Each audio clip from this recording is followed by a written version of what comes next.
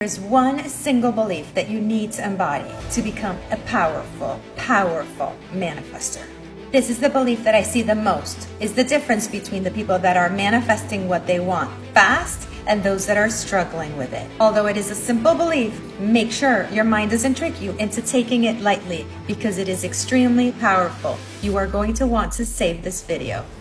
The belief is, everything happens for me, not against me. Now, it's one thing to get it here and another to embody it.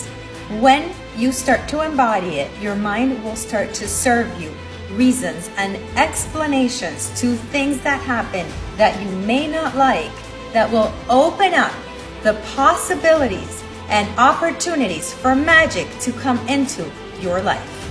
And when that happens, babe, the opportunities have to show up. Exactly what happened to this girl who just signed up for my 16-week manifestation mastery program.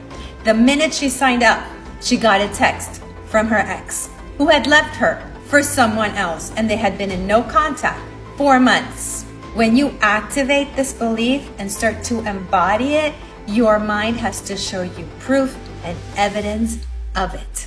So start doing the work to embody it, to truly, truly believe it in your gut, and watch how everything has to conform to your desires.